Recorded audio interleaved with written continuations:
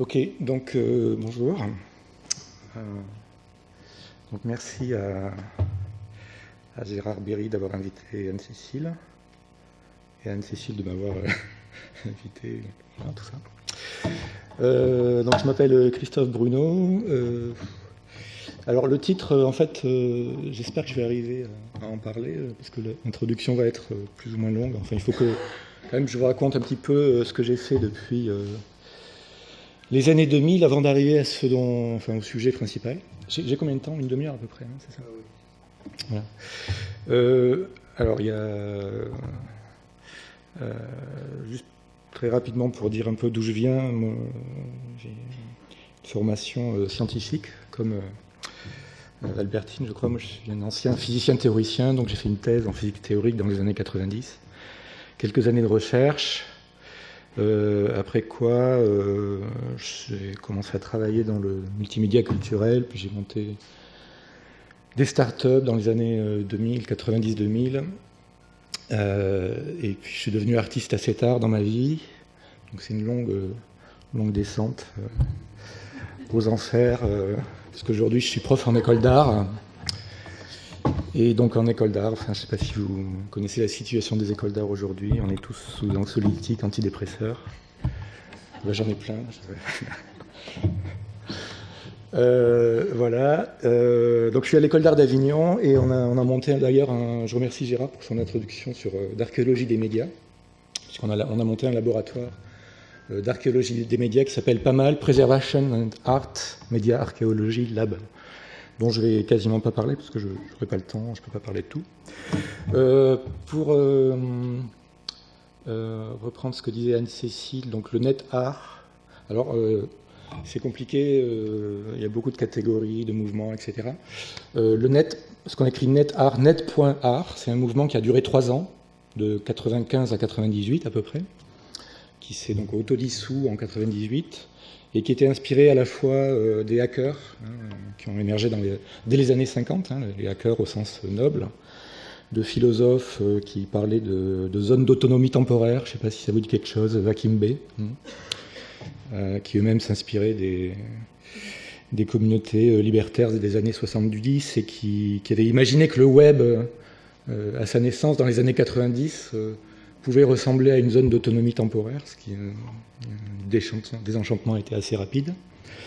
Et puis aussi qui s'inspirait de Marcel Duchamp, par exemple, ou d'artistes du mouvement Dada, très explicitement.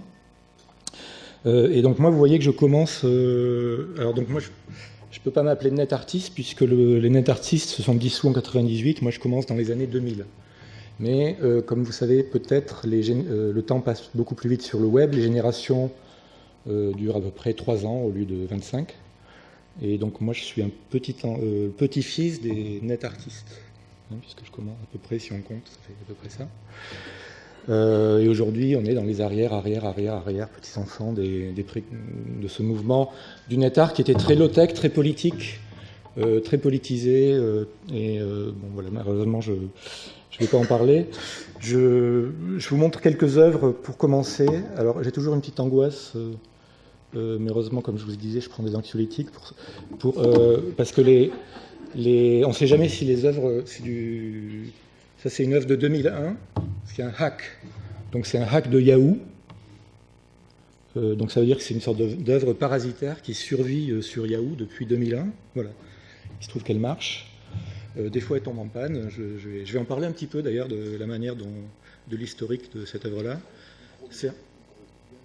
Pardon, micro. Oui, je bouge. Donc c'est un hack, un détournement de Yahoo qui va récupérer les images d'actualité les plus vues en temps réel dans les différents portails d'actualité de Yahoo. En fait, maintenant, elle fonctionne avec Google aussi. Donc là, vous voyez en haut, vous avez l'image, en ce moment, l'image d'actualité la plus vue aux États-Unis, puis la deuxième, la troisième, etc. Puis en France, en Allemagne, en Italie. Et donc, je ne sais pas ce que fait toujours Berlusconi là. C'est vraiment du temps réel pourtant. Alors ça, je ne sais pas ce que c'est du tout. Hein, c'est les nuits debout, ça. Hein, et donc. Alors, il y a plusieurs choses que je voudrais mentionner sur cette œuvre. D'abord, c'est assez caractéristique de ce que je fais en tant qu'artiste. D'ailleurs, Albertine a aussi même champ d'opposition, c'est-à-dire on travaille sur des flux. Là, par exemple, je ne crée pas moi-même les images, je n'ai pas les droits sur les images. J'ai aucune idée d'ailleurs des images qui vont s'afficher, mais j'ai une position plutôt parasitaire, à la limite dans un espèce de no man's land entre la consommation et la production. Et ce qui m'intéresse, c'est cette vision panoptique, panoramique des sujets de fascination de l'humanité. L'œuvre s'appelle Fascinum, qui est l'idole des Romains, l'idole phallique. Et il y a évidemment une confusion entre la question de la fascination et du faisceau. D'ailleurs, on m'a expliqué qu'en fait, je croyais qu'étymologiquement, c'était la même origine. En fait, il semble que non. Que fascisme, ça vient plutôt des faisceaux, et que ça n'a rien à voir en fait avec la question du regard et de la fascination. Mais enfin, je trouve ça intéressant, cette confusion. Évidemment, quand vous avez un événement global qui se produit, une guerre, une catastrophe, un tsunami, vous avez un phénomène d'unification de la pensée qui se produit de manière instantanée. Vous voyez que c'est... Alors j'espère qu'il va y avoir peut-être une guerre mondiale qui se déclenche tout de suite. Là, on va voir instantanément ces phénomènes de pensée unique, alors que, en temps normal, on peut voir quand même une certaine hétérogénéité. Donc ça, c'est l'histoire de cette pièce, c'est aussi assez intéressant parce que au départ, c'était un projet un peu politique, parasitaire, qui est fait en 2001, hein, donc c'est avant le Web 2. Hein, le Web était extrêmement instable à cette époque. Il n'y avait pas les flux RSS qu'on connaît, etc. Aujourd'hui, la pièce est beaucoup plus stable. Et donc, je devais la réparer tous les 6 mois, changer, dès que Yahoo changeait une virgule dans son code, évidemment, je dois réparer aussi mon code, puisque si l'écosystème, enfin, si la bête meurt, le parasite meurt avec la pièce. Ce qui est assez étrange, parce que comme cette pièce critique un peu la normalisation, l'uniformisation de la pensée, l'uniformisation de l'information, le fait que cette critique ait échoué a permis à la pièce de survivre. C'est-à-dire si la critique avait réussi, la pièce n'aurait pas survécu. Donc c'est un paradoxe assez intéressant quand on s'intéresse à la conservation de ce genre de projet. Et donc ça, c'est quelque chose qui, au fil du temps, aujourd'hui, que je vends comme une installation. Donc c'est une série de 5. Qui a été exposé dans les foires d'art contemporain, qui est acheté par des collectionneurs d'art contemporain. Et donc j'arrive chez eux, je mets la pièce au mur et se connecte au Wi-Fi, exactement comme on pourrait accrocher un tableau d'art contemporain ou une pièce plus classique entre guillemets, à part qu'elle vit en temps réel, etc. Et j'ai réussi à convaincre les collectionneurs que, parce qu'évidemment le grand enjeu c'était la pérennité de ce genre d'œuvre. Hein. Imaginez que Yahoo ou Google disparaissent ou fassent faillite, la pièce disparaîtrait. J'ai réussi à convaincre ces collectionneurs-là que la durée de vie de ce genre de projet était plus importante que celle d'une peinture à l'huile. Voilà. En fait, le web est devenu tellement stable, hein, les protocoles, si vous voulez, les protocoles d'information sur lesquels toute l'économie du capitalisme de réseau est basée aujourd'hui sont devenus tellement importants, tellement stables, que personne ne peut imaginer aujourd'hui leur effondrement. Et donc, cette pièce-là va survivre pendant les millions d'années que Google va durer, par exemple. Il y a un groupe d'artistes qui a calculé que le temps de vie de Google était de plusieurs centaines de millions d'années. Enfin, je n'aurai pas le temps de parler de ça. Voilà. Et pour info, une peinture à l'huile, ça dure quelques centaines d'années. Voilà. Donc évidemment, tout ça n'est pas vrai, mais puisqu'il y aura sans doute d'autres catastrophes qui vont arriver très vite. Mais l'important, c'est que j'ai réussi à vendre le projet comme ça. Voilà. On est filmé, c'est ça? On coupera au montage. Un autre projet aussi très ancien, alors tout ça c'est préhistorique. Hein. Je laisse en anglais ou en anglais, hein, c'est mieux. Le premier conseil qu'on m'a donné quand je suis devenu artiste, donc encore une fois assez tard dans ma vie, c'était surtout fais tous tes projets en anglais parce que la France, on est encore à l'ère du Minitel. Et donc, si tu veux réussir comme artiste, tu fais d'abord tes œuvres en anglais et ensuite tu les traduis en français. Hein, donc c'est comme ça que donc, je suis désolé pour la francophonie. Mais j'ai quand même une version française. Donc ça, c'est une performance que j'ai faite. Alors, je suis désolé, je vais aussi beaucoup parler de Google. Donc ça, c'est un autre détournement de Google que j'ai fait en 2002. Enfin, Google a sorti son système d'AdWords en 2001, je crois, si je me rappelle bien. Vous savez que si vous tapez un mot sur Google, oups, je fais une faute d'orthographe, vous savez que vous avez ces... Maintenant, tout le monde connaît ça. Hein. Quand j'ai sorti la pièce, les AdWords venaient juste de sortir. Vous avez l'algorithme ici de classement célèbre de Google, et vous avez les mots-clés sponsorisés, les AdWords. Et quand Google a sorti son système, j'ai trouvé ça assez étrange. Alors j'ai pris ma carte bleue et j'ai commencé à acheter des mots-clés. Donc je pense que tout le monde connaît ce système aujourd'hui. On loue un mot, ça coûte quelques dizaines de cents, et chaque fois que quelqu'un dans le monde tape ce mot, tape le mot-clé voiture, au moment où je clique ici, je fais perdre quelques dizaines de cents à Ford. Et qui Ford est verse au moment, c'est un pay-per-click, hein, c'est vraiment l'invention du Web 2. Donc là, Ford a perdu 10 cents. Donc j'ai commencé à acheter des mots. Alors le premier mot-clé que j'achète, c'est symptômes. Et donc chaque personne dans le monde qui cherche une solution à sa maladie, voit mon annonce qui était... alors à l'époque, j'étais tout seul, hein, c'est pas comme aujourd'hui, il n'y avait personne sur Google. Words aren't free anymore, bicornuate, bicervical, uterus, one-eyed, vagina. Et lorsqu'il clique, il arrive sur mon site web, qui était à l'époque un projet qui s'appelait Unbehagen, qui était inspiré de Unbehagen in der Kultur de Freud, où on invitait les internautes à décrire leurs symptômes pour en faire une œuvre d'art. Et donc la première personne, c'était assez drôle, la première personne qui avait tapé symptômes, qui avait vu mon texte et qui était arrivée sur mon site, avait tapé hémorroïdes symptômes. Et donc ce qui se passe en fait, c'est que pour chaque... alors ce qui est bien, c'est que Google vous permet de suivre l'efficacité de votre poésie. Voilà. Donc je sais que mon premier poème, je suis évidemment pas poète, hein, vous pouvez le voir, mais je sais que mon premier poème a été vu par 5500 personnes, et par contre il y en a juste 16 qui ont cliqué, donc j'ai payé 80 cents à Google, etc. Donc mon idée c'était, comme je vous disais, je suis un ancien physicien, et mon idée c'était encore en quelque sorte d'étudier toutes les perturbations possibles à toutes les recherches textuelles que font les internautes. Hein. J'avais l'impression de voir les internautes penser en temps réel, et je pouvais envoyer des perturbations et essayer de voir comment je les déviais de leur chemin utilitaire, etc. Et en quelque sorte, essayer si j'avais vraiment beaucoup d'argent, de calculer le spectre du langage, si vous voulez. Évidemment, j'avais 5 $, donc je ne suis pas allé très loin.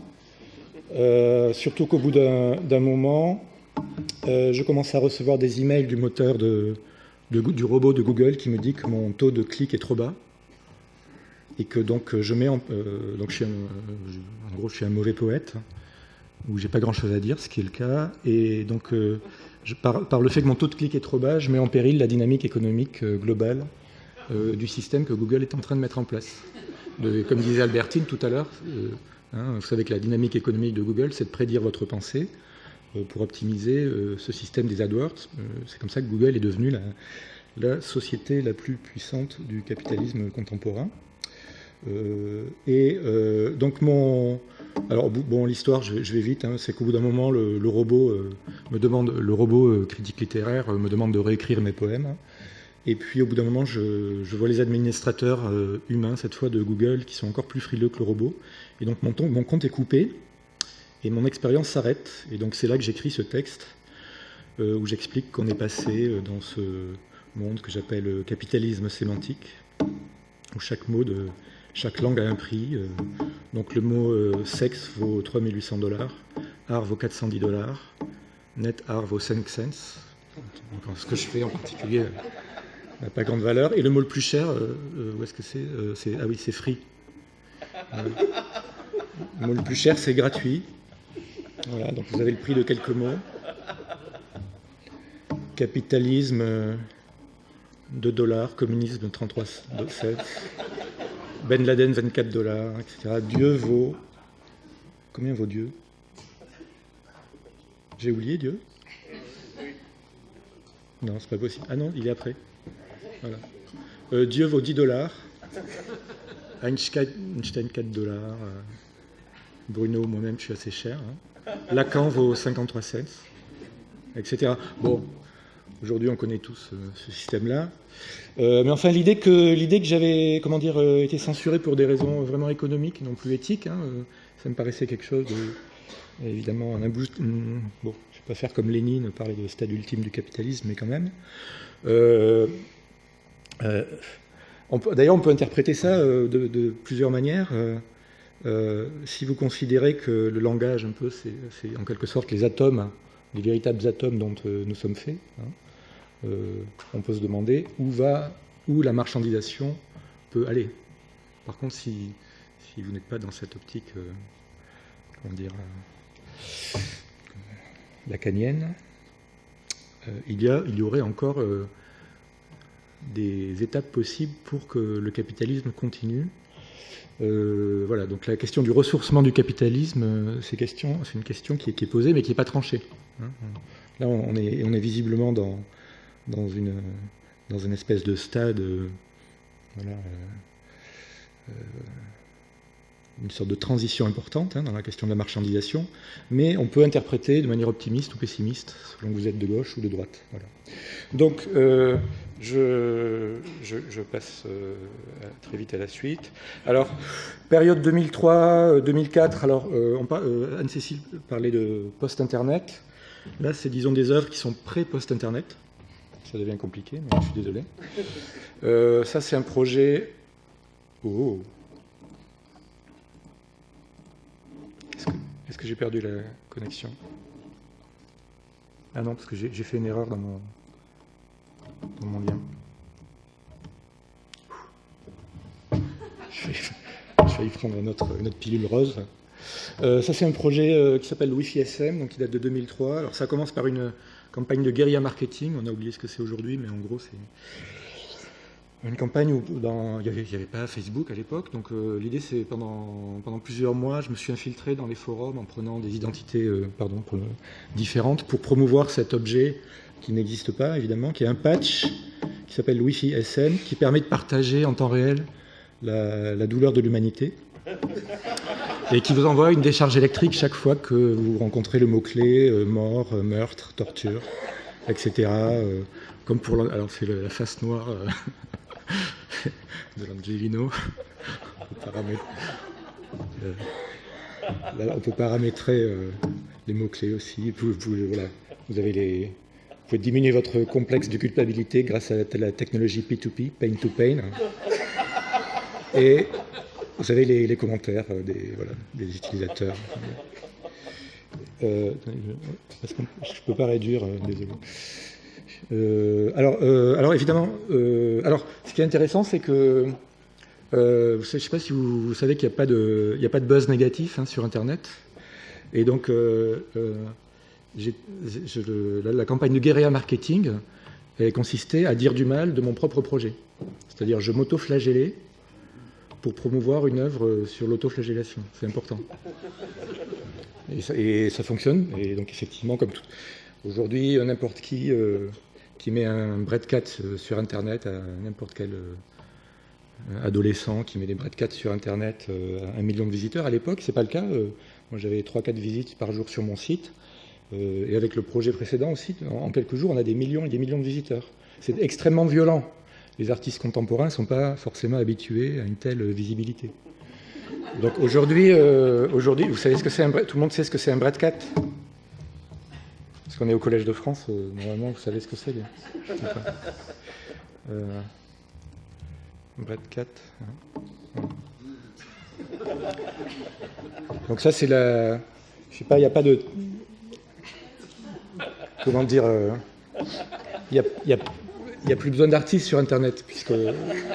Enfin, moi, je pense que ça, c'est infiniment mieux que tout ce que j'ai fait. Mais c'est des œuvres spontanées, autogénérées, qui circulent, voilà, des millions et des millions de... Il y a aussi le... Alors, on a fait l'archéologie du lolcat. au laboratoire pas mal, donc c'est très intéressant, mais j'ai pas le temps d'en parler. Et puis, alors ce qui est bien, c'est que j'ai quand même réussi, après un an, après avoir demandé pas mal de bourses, essayer de monter des projets, demander des bourses au ministère, etc., pour faire fabriquer ça. Personne ne voulait le faire, mais j'ai quand même réussi à trouver un petit électronicien en bas de chez moi qui veut rester anonyme, mais qui a réussi à le faire. Donc c'est un bracelet, donc ça fonctionne. C'est un bracelet de prise, voilà, c'est pas vraiment miniaturisé, c'est pas un patch, mais ça c'était voilà en 2005, je crois, 2006, dans ma galerie. Les gens mettent leurs mots-clés et puis reçoivent la décharge électrique. Voilà, ici les mots-clés c'était bird flu, war, Villepin, Sarkozy. Voilà. Et à la nuit blanche, j'ai pu électrocuter des milliers de personnes qui faisaient la queue. Et il n'y a qu'une seule personne qui a voulu me casser la gueule. Et donc je considère qu'il n'y a qu'une personne qui a vraiment compris le projet. Et ça fonctionne, et le projet est exposé en ce moment même à Séoul, en Corée du Sud. Voilà. Donc, on l'a fait un peu restaurer grâce au laboratoire pas mal. Alors j'accélère un peu parce que je me rends compte que voilà. Ça c'est un projet de 2007. Alors je ne sais pas si Yann LeCun, comment on dit LeCun est dans la salle, mais bon.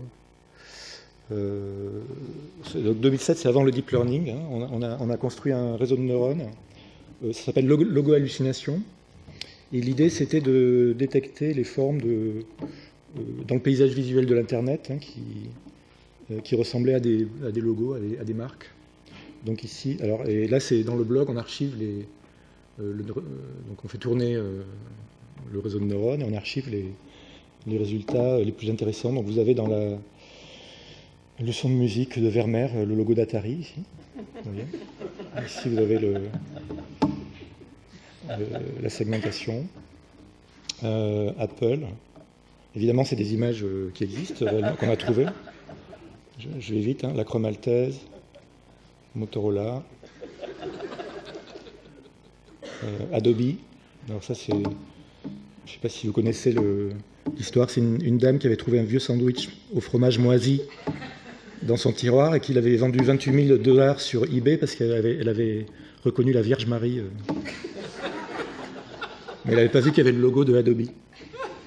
Centrino, AT&T, bon, il y en a plein, hein, McDonald's, etc.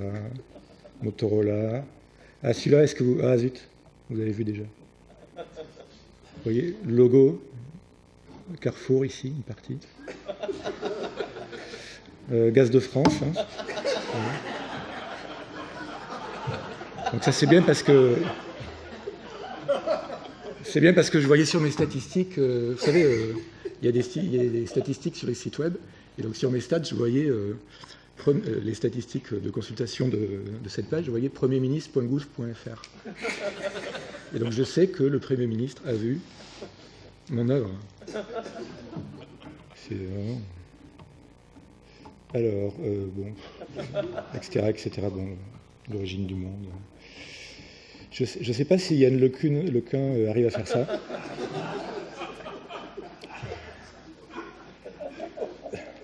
Et alors, chaque fois qu'on trouve une coïncidence, évidemment, on envoie un message, on envoie un email automatiquement au propriétaire de l'image et à la marque pour qu'ils se mettent en rapport et qu'ils négocient les droits. Voilà. Autre projet de la même époque. Alors, c'est une époque de rematérialisation. C'est pour ça qu'on parle de post-digital. Mais enfin, c'est avant le post-digital, donc c'est pré-post-digital. Là, comme pour le Wi-Fi SM, on essaie de se débarrasser des écrans. Hein, donc, l'interface, c'est la peau. Là, ici, c'est un projet où c'est inspiré de ma première pièce, en fait, que je ne vous ai pas montré, qui s'appelle Epiphany, qui est un détournement de James Joyce et de Google. Mais je vais vous montrer une vidéo. Donc, je vous explique. Alors, je vais la lancer pour voir si elle se télécharge bien quand même. Et si j'ai du son. C'est un comédien, en gros, qui est connecté à Google. Moi, je suis là. Donc là, c'est une pièce. La première, c'était en 2004. Donc ça fait une douzaine d'années qu'on fait ces performances-là. Ça, c'était aux Instants Chavirés à Montreuil. Alors, je vous explique, je vérifie juste qu'il y a du son. Voilà.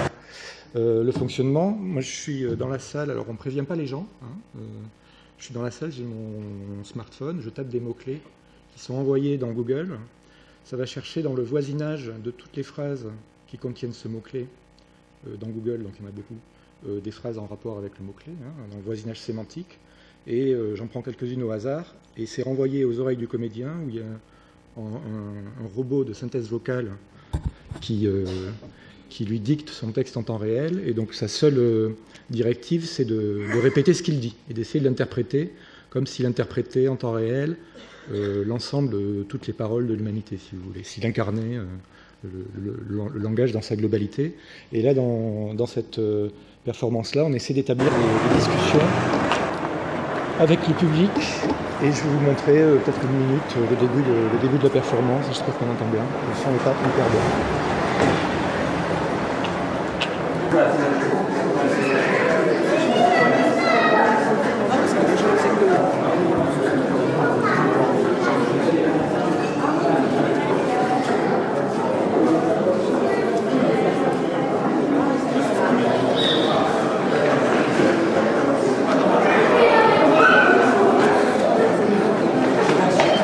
Ça a découpé, hein.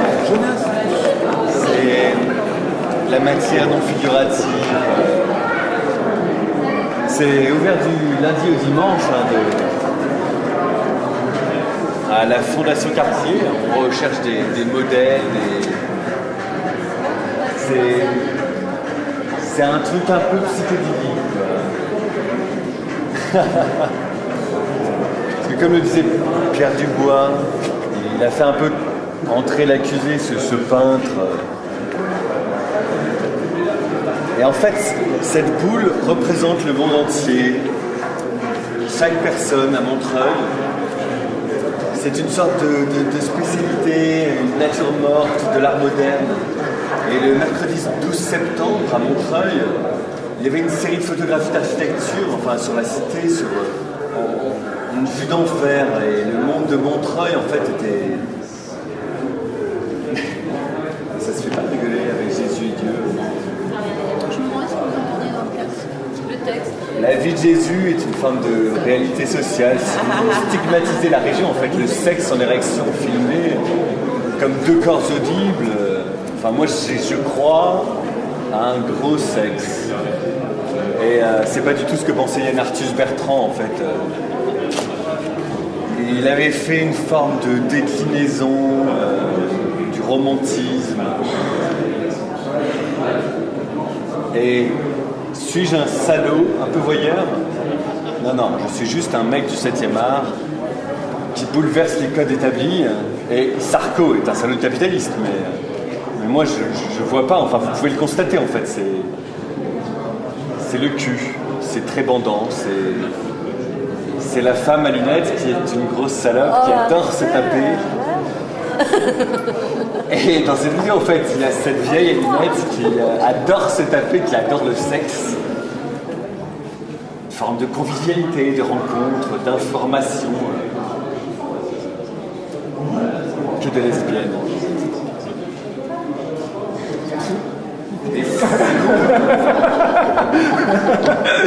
Voilà, donc les gens sont très soulagés quand ça s'arrête.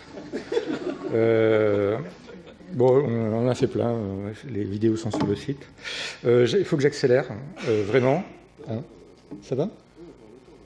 J'ai combien de temps encore? Ah, mais voilà. Bon. Je vais quand même accélérer, parce que je ne suis toujours pas arrivé à mon titre. Alors bon, là, vous voyez, le début, j'appelais ça l'art conceptuel sans idée. Je ne sais jamais s'il faut que je mette un S ou pas, ici. Parce qu'évidemment, c'est des pièces parasitaires, comme vous avez vu ici, par exemple, où je parasite le langage dans sa globalité. Mon médium, c'est le langage, l'ensemble de toutes les images, etc. Donc ça, c'est déjà un certain degré d'abstraction, on va dire. Là, on passe à un deuxième degré d'abstraction, je vais essayer de vous expliquer. J'ai remarqué que, je ne sais pas si je vais y arriver en un quart d'heure, mais enfin en 5 minutes, on va voir. Alors, à partir de 2003-2004, je commence à remarquer que toutes les œuvres que je produis, d'ailleurs que toutes les œuvres que produisent les artistes de cette époque, sont systématiquement plagiées, récupérées par les sociétés qui sont en train de s'implanter sur Internet, le marketing, etc. Alors, c'est pas très grave parce que c'est bon, on est dans l'ère de l'open source, l'internet libertaire, le partage à l'infini, etc. Mais quand même, c'est un peu bizarre.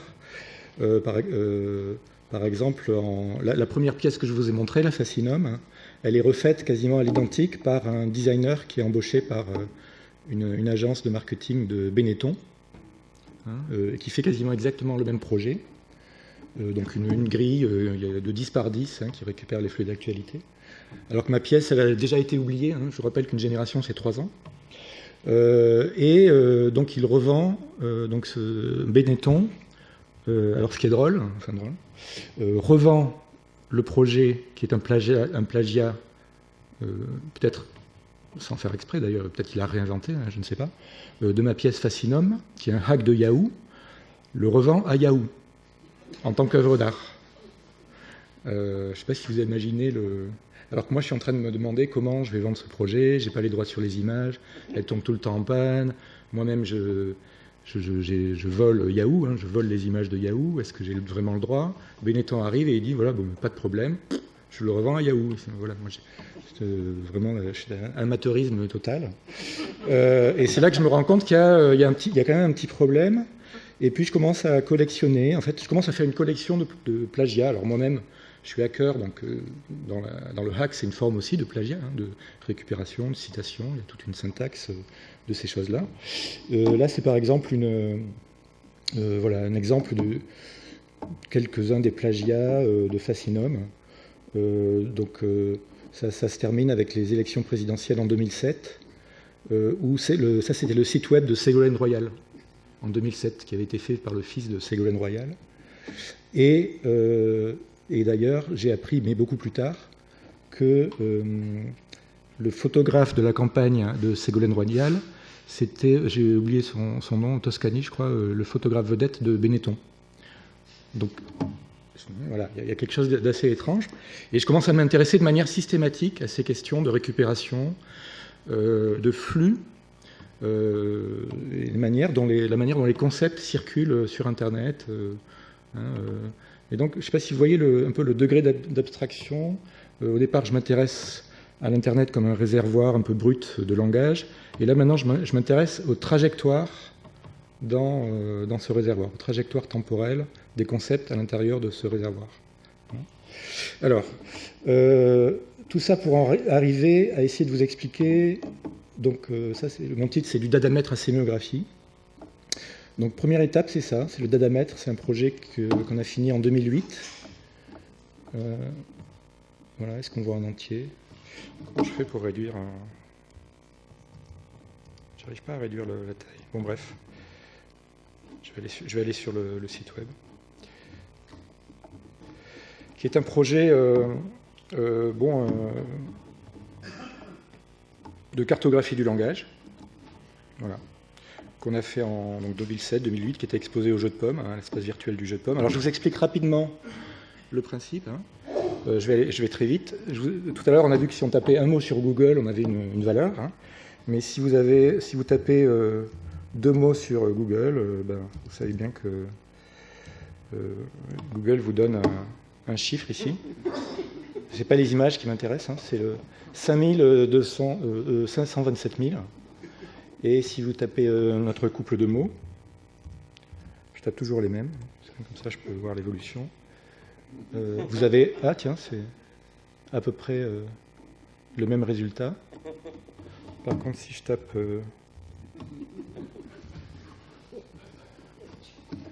voilà, vous avez un résultat qui est un petit peu différent. C'est bizarre, en général, les résultats sont beaucoup plus différents que ça. Enfin bref, vous avez compris, il y a une corrélation entre les mots. Et si on arrive à... Alors évidemment, moi je ne travaille pas chez Google, donc le seul accès qu'on avait, c'était d'essayer de télécharger ces chiffres-là. On a pris tous les mots du langage, enfin on s'est limité à 8000.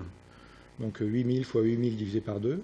Et on a fait toutes les requêtes pendant des mois et des mois. On a essayé de télécharger ces corrélations. Voilà. Et donc on a calculé la distance. Alors c'était l'époque où il y avait les premiers articles, alors bon, puisqu'on est au Collège de France, je peux en parler, qu'il y a des articles de Vitani sur une pseudo-distance sur le réseau langagier, etc., qu'on a utilisé. Et puis, donc on a défini 3 critères. Alors, le premier critère, c'était la distance homophonique entre les mots, ça c'est facile, comme billard, pillard. Donc ça s'appelle le dadamètre parce que c'est inspiré de Raymond Roussel, qui a écrit, vous savez, qui était le grand inspirateur de Dada, du nouveau roman de Loulipo, des surréalistes, etc., et qui avait inventé une méthode mécanisée pour produire de la littérature. Et l'exemple célèbre de Roussel, c'est billard, pillard, enfin, les lettres du blanc sur les bandes du vieux billard, les lettres des blancs sur les bandes du vieux pillard. Le livre de Roussel, le roman, devait commencer par la première phrase et se terminer par la dernière. Donc il travaillait sur l'homophonie et l'équivoque. Donc on avait, ça c'était facile à calculer, une distance d'homophonie entre les mots. Ensuite, la similarité Google, donc c'est là qu'on a utilisé les articles qui venaient de paraître sur la distance sémantique, qui utilise ces chiffres dont je vous ai montré, que je vous ai montré tout à l'heure. Et puis on avait défini un 3e critère d'équivoque qui est un peu plus compliqué, parce que ça correspond Enfin, il nous fallait 3 critères. RVB, voilà. Et après, on utilise un réseau de neurones. Alors, je n'entre pas dans les détails, mais en gros, chaque critère correspond à une couleur. Et puis, on jette tous les pixels de couleur par terre. Et puis, il y a un réseau de neurones, enfin, entre guillemets, il y a un réseau de neurones qui dit aux couleurs similaires de se mettre ensemble. Voilà. C'est comme ça qu'on arrive à avoir une carte. Donc ça, c'est une carte. Ce qui est important, c'est que chaque pixel, c'est un couple de mots. C'est pas un mot. Chaque pixel est un couple de mots. La zone verte, ici, c'est la zone où la distance est la plus élevée. La distance sémantique entre les mots est la plus grande. Donc on a une sorte d'état du langage assez imprévisible. Donc on appelle ça la friche. Ici, on a une zone où les distances, où la prévisibilité est très forte, que j'appelle le mainstream. Ici, vous avez la zone d'homophonie, puis l'utilitarisme, ce qui correspond au 3e critère, etc.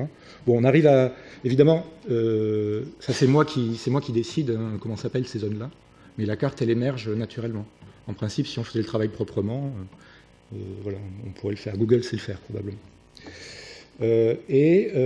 Par-dessus, alors c'est là que ça devient intéressant, c'est que j'ai réussi à replacer...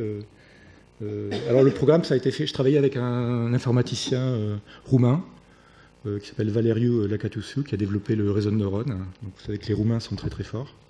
Et ils sont pas chers aussi, je lui ai donné une pizza et un truc de coca à boire. Et il travaillait dans sa cave. Et il a fait ça. Donc, on coupera aussi.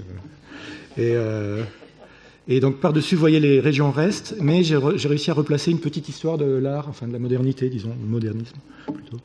Donc au centre de la friche, vous avez le hapax, qui est décorrélé complètement. Le hapax, c'est un mot qui existe une fois et une seule dans la littérature. Célèbre poème de Mallarmé, bon blablabla. Donc qui est complètement décorrélé du reste du langage. Vous avez les épiphanies de Joyce, Burroughs, Lunetar, Roussel, Dada, Jarry, la pataphysique est par là, évidemment. Et puis ici, l'idée c'était d'essayer de comprendre comment dire, les concepts émergés de cette zone de friche et migraient vers la zone du mainstream, où là vous retrouvez évidemment le pop, Warhol, l'ennui, la télé-réalité, etc. Tout ce qui est prédictible. Et puis ça fait alors ça c'est un screenshot du langage, disons, à l'échelle globale.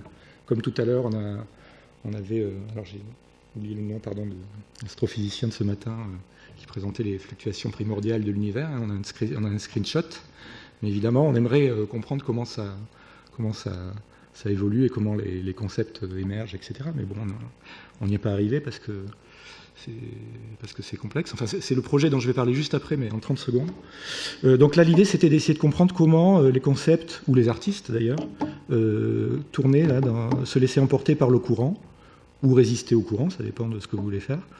Voilà, donc moi, j'étais un artiste émergent dans les années 2000. Et puis, voilà, dans les années 2004-2005, j'ai commencé à exposer en galerie, dans les foires d'art contemporain, etc. Et puis ici, on est recyclé vers l'utilitarisme. Passe par des mouvements qui ont déjà existé, un nouveau réalisme de recyclage, etc. Puis ça, voilà, c'était une sorte de discours du capitalisme comme ça qui tourne à l'infini, qui dure 3 ans pour moi. Et donc, par exemple, j'ai fait le test. Effectivement, donc l'idée c'était de mesurer ma hype, ma célébrité au cours du temps. Et donc le meilleur test pour voir c'était de plus rien faire pendant 3 ans. Et de voir si au bout de 3 ans, sans rien faire, j'avais de nouveau une actualité, etc. Donc pendant 3 ans, j'ai arrêté de produire des œuvres d'art et mesurer ce que je vais vous montrer ensuite, mes cycles de... Voilà, Gérard me dit que j'ai plus le temps. Cycle de hype. Et ça fonctionne bien. C'est-à-dire vous pouvez vous arrêter de bosser pendant 3 ans. Dans 3 ans, vous serez redécouvert. Il n'y a aucun problème. Alors, j'ai pas rien fait pendant 3 ans. J'ai quand même... je vais vous montrer ce que j'ai fait. J'ai fait... où est-ce qu'il est? Ah oui.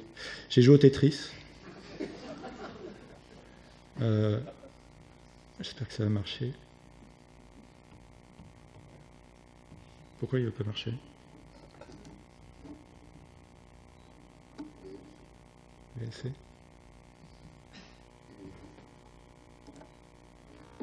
Voilà, j'ai joué au Tetris. Alors là, ça dure quelques minutes, mais c'est le résultat de 3 ans de jeu de Tetris. Alors c'est un peu en accéléré. Hein.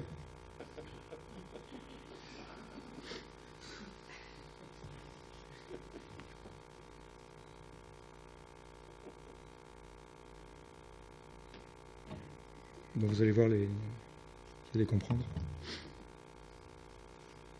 Mais c'est le vrai jeu.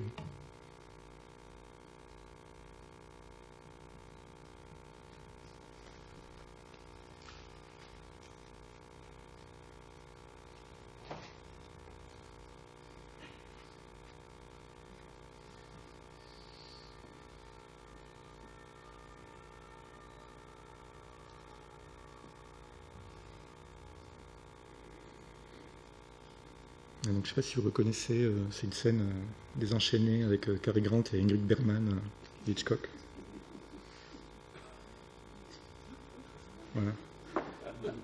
Donc un film entier d'1 heure, ça dure à peu près, enfin, c'est une dizaine d'années de jeu. Donc l'œuvre n'est pas tout à fait finie. Alors je termine, désolé, c'est horrible.